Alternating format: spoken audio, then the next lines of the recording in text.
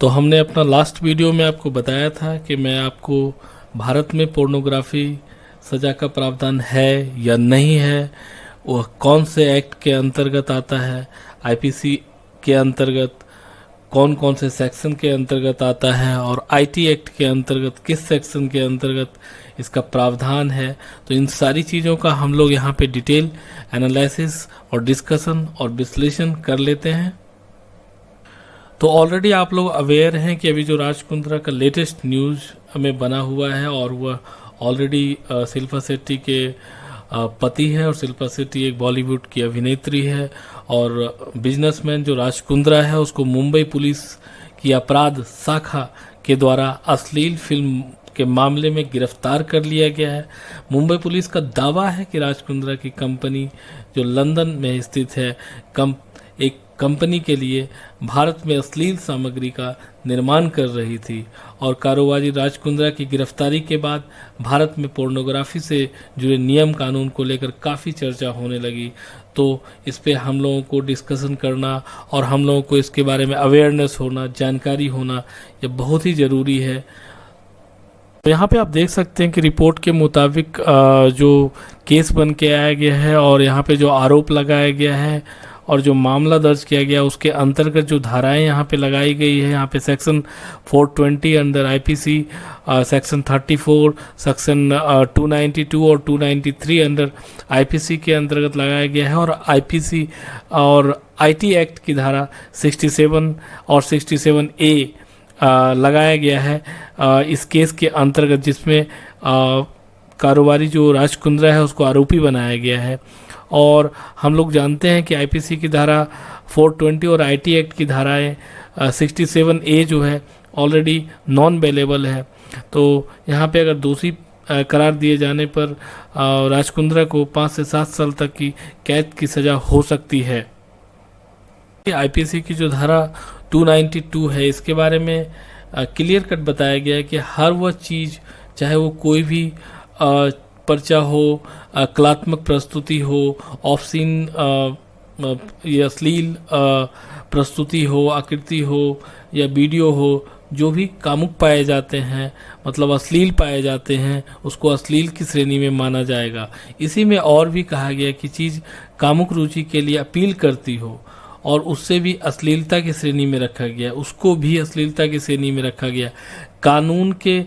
मुताबिक अगर इसका प्रभाव उन व्यक्तियों को भ्रष्ट करता है तो ऐसी सामग्री को पढ़ने, देखने या सुनने की संभावना रखते हैं तो यह अश्लीलता की श्रेणी में आएगा। और साथ ही अश्लीलता की सामग्री को विक्रय करना, संचालन करना, आयात और निर्यात करना, विज्ञापन के साथ साथ इसके माध्यम से लाभ कमाना भी अपराध की श्रेणी में आएगा। अब देखिए यहाँ पे आईपीसी की धारा 293 में लोगों के उम्र से संबंधित है यह धारा और इसमें बताया गया 20 साल से कम आयु के जो लोग हैं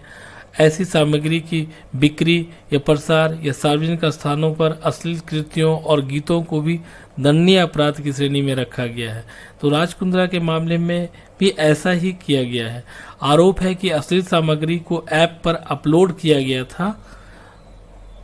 यहाँ पे हम लोग देख लेते हैं कि आईटी एक्ट के अंतर्गत धारा 67 क्या कहता है। कोई भी सामग्री जो कामुक हो या विवेकपूर्ण हित के लिए अपील करती हो, यदि इसका प्रभाव ऐसा हो जो भ्रष्ट करने के लिए या जो भी इसे प्रकाशित या प्रसारित करता है या इलेक्ट्रॉनिक रूप में प्रकाशित करता है, यानी वीडियो के रूप में प्रसारित करता है या करने का कारण बनता है, उन्हें भी दंडित किया जाएगा। और बता दें कि भारत में अश्लील सामग्री बनाना यह पूरा मामला जो है इरोटिका के अंतर्गत आता है या फिर पॉर्न के अंतर्गत आता है या as per the evidence court decide करेगा। तो चलिए हम लोग देख लेते हैं एज पर द सेक्शन क्या पनिशमेंट का प्रावधान है। तो सबसे पहले यहाँ पे है सेक्शन 292। तो सेक्शन 292 के अंतर्गत इस प्रकार के कंटेंट तैयार करने के जुर्म में फर्स्ट टाइम में उसको 2 साल की सज़ा हो सकती है और 2000 रुपये तक की जुर्माना हो सकता है। अगर वो पुनः इस कार्य को दोहराता है यानी सब्सिक्वेंट करता है तो यह सज़ा 5 साल की हो सकती है और जुर्माना 5000 रुपये तक का हो सकता है। तो देखिए सेक्शन 293 कहती है कि अगर आप ऑब्सीन ऑब्जेक्ट्स को सेल करते हैं यंग पर्सन को, अंडर 20 इयर्स एज को, तो फर्स्ट टाइम में आपको जो इम्प्रिजमेंट होगा वह 3 साल के लिए होगा और इसमें आपको जो है जुर्माना होगा 3,000 रुपये तक की होगी। और अगर आप इसको रिपीट करते हैं या सब्सिक्वेंट करते हैं तो यह जो पनिशमेंट है यह बढ़ के हो जाएगा 7 साल तक के लिए और यहाँ पे आपको जुर्माना 5,000 रुपये तक का होगा। तो यहाँ पे सेक्शन 294 कहता है कि ऑब्सीन एक्ट्स एंड सॉन्ग्स के अंतर्गत दंडित करने का प्रावधान है और यहाँ पे 3 माह तक का सजा का प्रावधान है और जुर्माना भी किया जा सकता है। तो section 67A under IT act कहता है कि कोई भी ऑब्सीन कंटेंट है अगर उसको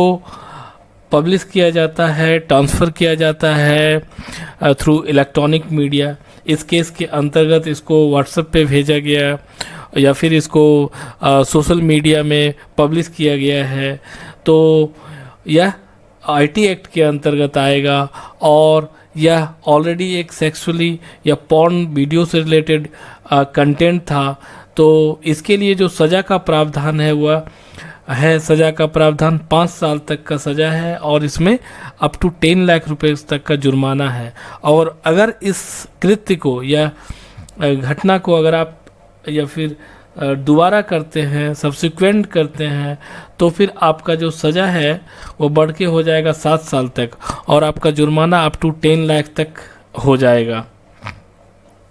तो यहाँ पे सेक्शन 420 अंडर आईपीसी इसको धोखाधड़ी के अंतर्गत रखा गया है। चीट करने के कारण या फिर बेईमानी करने के कारण इस धारा का यूज किया गया है यहाँ पे और इसके अंतर्गत जो सज़ा का प्रावधान है वह है 7 वर्ष के लिए और यहाँ पे जुर्माना का भी प्रावधान है। तो इस प्रकार से हमने ऑलमोस्ट सभी सेक्शन को कवर करने का ट्राई किया है। तो आप इसको समझने की कोशिश कीजिए और इससे रिलेटेड कोई भी क्वेरी हो तो आप कमेंट बॉक्स में रख सकते हैं। धन्यवाद।